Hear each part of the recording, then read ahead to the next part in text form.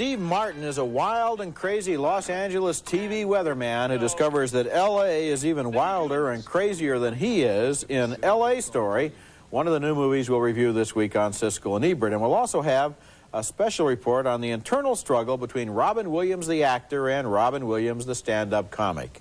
I'm Roger Ebert of the Chicago Sun-Times. And I'm Gene Siskel of the Chicago Tribune. And our first film is Steve Martin's comedy, L.A. Story, a film that I had extraordinary expectations for, and they weren't met. The idea of Steve Martin tackling the phoniness of Los Angeles is just a wonderful idea. I just didn't laugh that much at his jokes. The problem, the jokes are all in service of a dreary love story.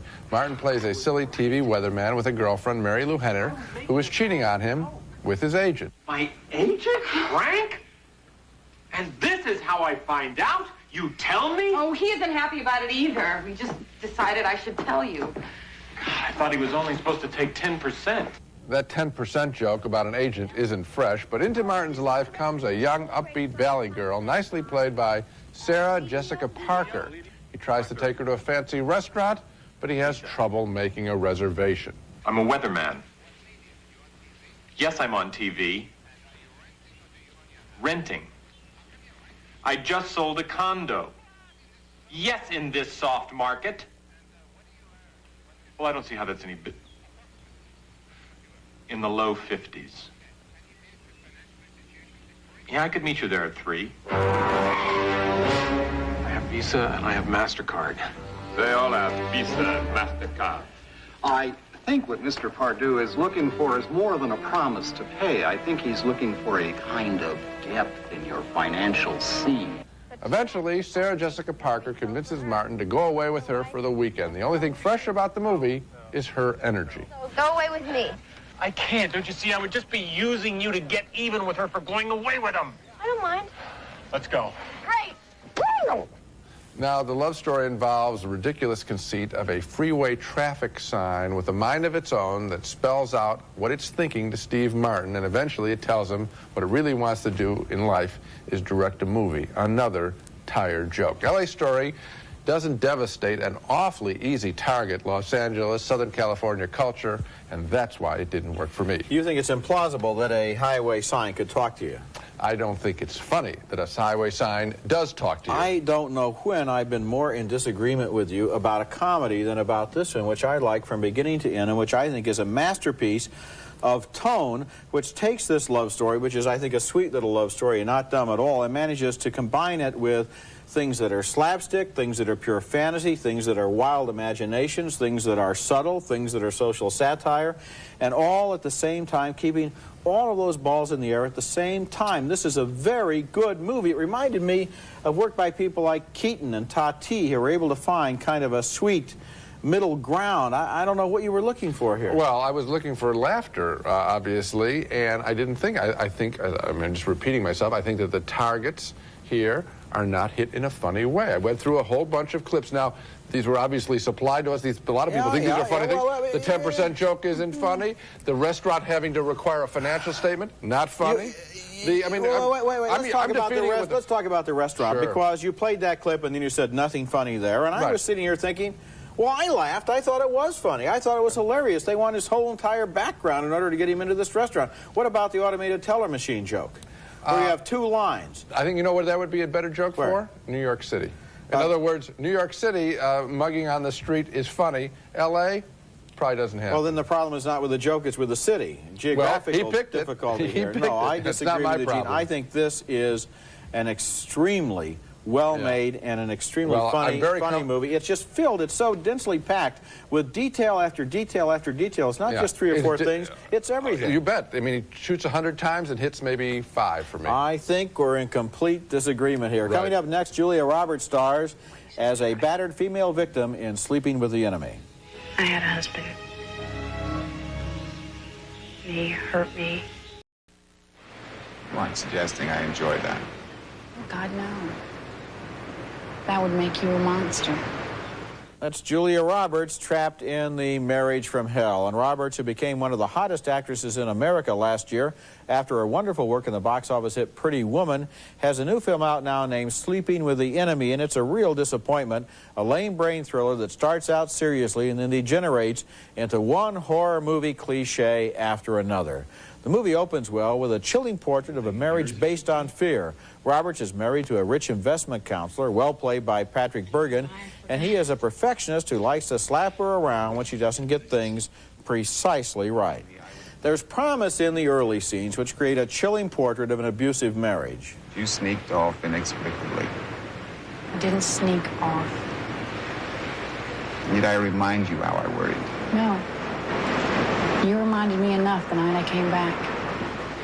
After that good beginning, though, the movie turns into a trashy melodrama as Roberts fakes her own death by drowning and then moves far away from her husband, all the way to Iowa, where Kevin Anderson plays the drama teacher, a nice guy who lives next door. I guess I'm just really afraid. What? Never getting my life back together. Goes without saying, of course, that Bergen follows her to Iowa, and the movie turns into a grade B woman in danger film filled with false alarms and loose ends. If the suspense and danger scenes at the end of this movie had been done well, I might not have minded them quite so much, even though they betray the opening scenes even so. But this is one of those movies where with every scene there at the end, you're sitting there noticing all the loose ends, the unanswered questions, the impossibilities, the things that couldn't have happened that way, the stuff that's done even though somebody wouldn't have known to do it, and all the stupid mistakes that the characters make. The screenplay of Sleeping with the Enemy is a particularly sloppy job of writing, which recycles all of the standard cliches but raises a lot more questions than it answers. That's pretty much my reaction, except I would give credit to Kevin Anderson for a really interesting performance in this picture of the guy next door, and he doesn't play him like a hero. He plays him like kind of a shy guy who sees a lovely person come next door to him, and he knows there's a problem there, and he tries tentatively. That's a wasted performance. Kevin Anderson is good. He was good in Miles from Home a couple of years ago. Patrick Bergen is very good. Julia Roberts does what she can, but come on. I mean, agree. How about the scene where she gets back home and finds out, we find out earlier her husband likes to have all the cans in the shelf arranged perfectly correctly. She gets back home, she looks, the cans are mixed up, looks again, they're all arranged. So that's what a that's what a killer does. He sneaks into the kitchen and rearranges the cans in between stalking somebody around a relatively small house. There are worse things than that in the picture. I mean, the last sequence about the killer that doesn't die. I mean, again, where is the pride of the filmmaker? I know that if I'm directing a thriller, that it's about time to drop the second grab. You know what I mean? The guy is dead, you know he's not dead. I mean, you know he's coming back for one more shot. Also, I must tell you that when I saw, Julia Roberts is one of the sunniest, loveliest presents to hit the movies in a long, long time. And when she got slapped and punched early in the picture, part of my heart sank in the sense of this. I've seen so many, warm, winning actresses feel they have a need to play an abused character to make that makes them serious. Well, she's so talented, she doesn't need it. If they had a point to make about wife beating, about abusive marriages, that's one thing. But to use it as a hook for exploitation, that's something else. They're all better than this movie screenplay. Coming up next, Jodie Foster in The Silence of the Lambs, her first film since winning the Oscar for The Accused. What did you mean by fledgling killer? Are you saying that he's killed again? It's found behind the soft palate of a murder victim. The body was in the Elk River in West Virginia. It's Buffalo Bill, isn't it? I'm afraid I can't tell you any more about that. That's Jodie Foster as an FBI trainee on the trail of a serial killer in The Silence of the Lambs, a depressingly brutal thriller that I found completely lacking in redemptive quality. So I sat there thinking, why are all these talented people involved in this project? Oscar winner Jodie Foster works for an FBI boss who apparently believes that it takes one to know one, and so she pays a visit to another serial killer to track one. First, she is warned to stay clear of him. Do not touch the glass. Do not approach the glass. You pass him nothing but soft paper. No pencils or pens. No staples or paper clips in his paper. Both killers have cheap nicknames. The one she is looking for is nicknamed Buffalo Bill. Anthony Hopkins stars as her source of information, the frightening Dr. Hannibal, the Cannibal Lecter, who likes to eat his victims' body parts. I'm offering you a psychological profile of Buffalo Bill based on the case evidence.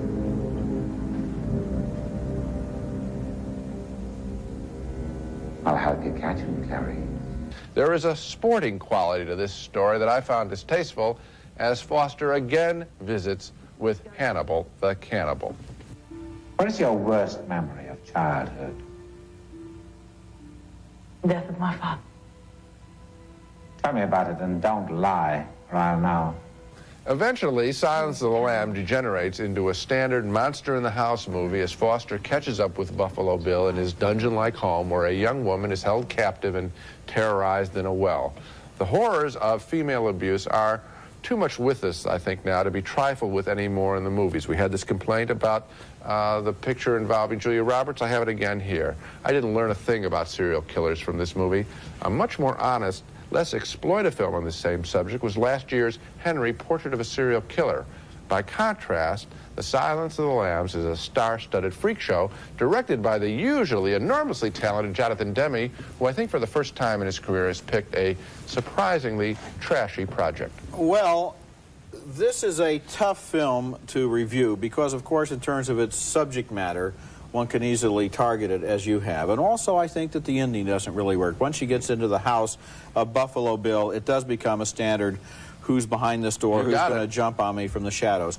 The first part of this film, though, Gene, is terrifically effective, partially because of the real tension, the dynamic interaction between Jodie Foster and Anthony Hopkins. It's one of the most peculiar and fascinating relationships I've seen in a movie in a long time. Hopkins is very good here. Foster is very good here. The dialogue is at a very high level of intelligence, and the movie works not perhaps in the same way as Henry, Portrait of a Serial Killer, but effectively. And I think that you're really shortchanging a lot of skill and craft and art that went into this film. No, you know, sometimes you say, I think you blew it on this one. I think you're being too easy on this picture in this way. He is presented, the Anthony Hopkins character is presented as this big evil thing, and we're going down there to see them, a journey into hell and all that. And frankly, he was so pumped up, and the music was so pumped up at such a high level that I worked for me. It worked. Well, then you're easy, because for me, I thought, oh, come on.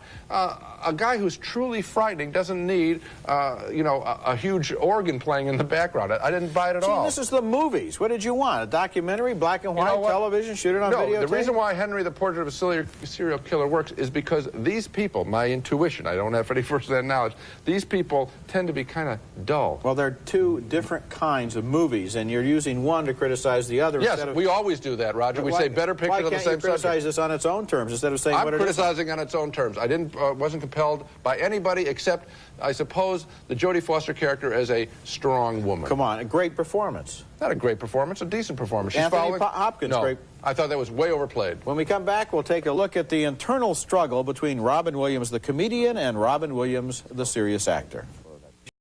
Will be announced on Wednesday, and there's a good chance that one of them will go to Robin Williams for what I think is the best performance of his career as a neurologist in Awakenings, the story of a doctor who's briefly able to bring chronic patients out of the deep trances they've fallen into. If it happens, this will be Williams' third nomination. He was also nominated for Dead Poets Society and Good Morning Vietnam. But the movie industry is still asking itself, is Robin Williams really an actor or really a comedian? Because they do horrible things, little babies. They go up to the dog and go, doggy. You can see the dog looking at him like, oh. You'd be dead if you were a cat. But since they love you, This is what made Robin Williams popular and famous, his high-energy stand-up routines as he played one character after another. He could do strange voices, he could do the bizarre and the ridiculous, and he seemed like the perfect choice for his first starring film role as Popeye in Robert Altman's 1980 version of the classic cartoon. I'm sorry to do this, but enough is enough.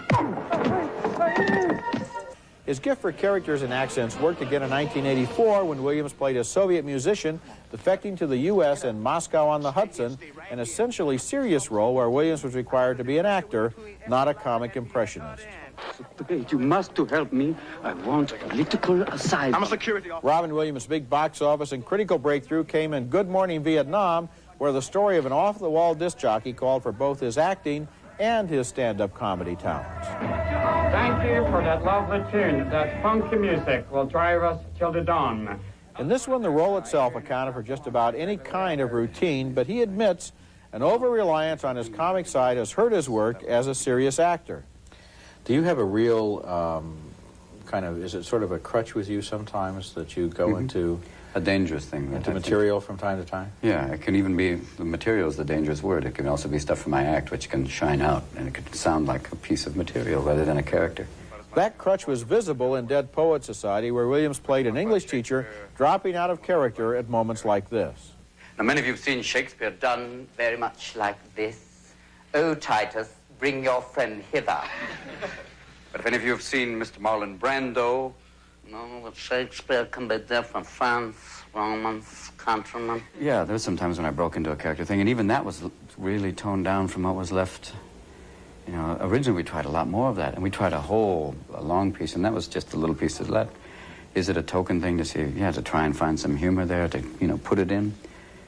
Yeah, it was an effort to kind of, kick it up a little bit. Yet even during an interview, Williams is constantly reverting to comedy as if he can't get by without it. He'd become maybe a manic-depressive lounge singer, just to kind of, let me buy you a drink. Hey, let me buy myself a drink from you. Just to kind of get through the day. There almost seems to be a struggle going on there between the actor and the stage comedian. Williams is a completely disciplined and convincing actor, however, in Awakenings, where he plays a shy, dedicated doctor. And yet... a reflex. If she batted it away, I might call it a reflex. But she didn't. As you can see, she caught it. What was the part of this role that you found the hardest? Stripping away all gimmicks, putting away any tendency, which happens in the past, to go for the line, to try and find the laugh, and to basically let it be reactive and empirical, to watch, to observe, to let the process take place, which is what neurology is about anyway, because it's like the theoretical physics of medicine. You're only dealing with observations most of the time, and to let that build. What we're really talking about here is a man who has an embarrassment of talent, who is not only a brilliant stand-up comic, but also now a gifted actor. And what he demonstrates in Awakenings, I think, is real growth and maturity. He's no longer so insecure. He needs the reassurance of laughter in a role that doesn't really call for any. Well, I think it comes down to a case-by-case basis. He is enormously talented, and so you go back in Popeye, one of his first films, the role is just perfect for that comic talent. And then you got Good Morning Vietnam 4 years later. It's perfect. I think he can do that. I found him a little bit mannered in Awakenings. I saw him playing the nervous guy, the shy guy. That's we debated that before.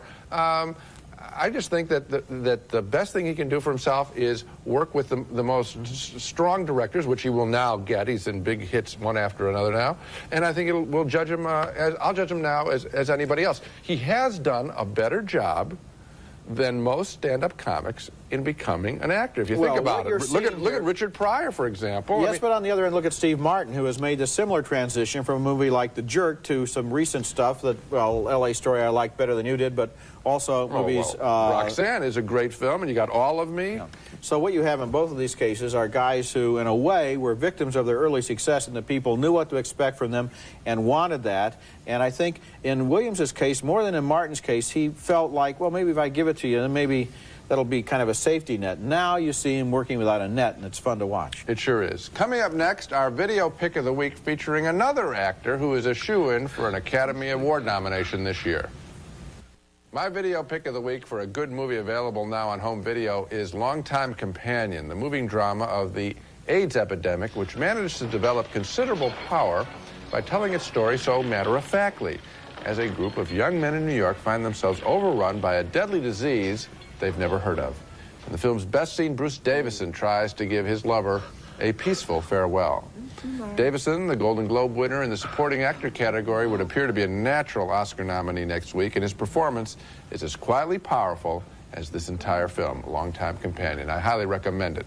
And now let's recap our reactions to the movies on this show. A split vote on Steve Martin's comedy, L.A. Story. Roger thinks it's a comic masterpiece. I didn't think the jokes were that funny. 2 thumbs down for the woman as victim thriller, Sleeping with the Enemy. A split vote on The Silence of the Lambs, with Jodie Foster chasing a serial killer. Roger thought it was a skillful exercise in horror. I thought it was just filled with cheap thrills. So I didn't care for anything, and you like two pictures a lot. Silence of the Lambs and L.A. Story, both worth going to the movies to see. That's it for this week. Next week, we'll be back with our special annual program called the Academy Award Surprises, where we look at the nominations, which come out on Wednesday, and talk about who got included and who got left out. That's next week, and until then, the balcony is closed.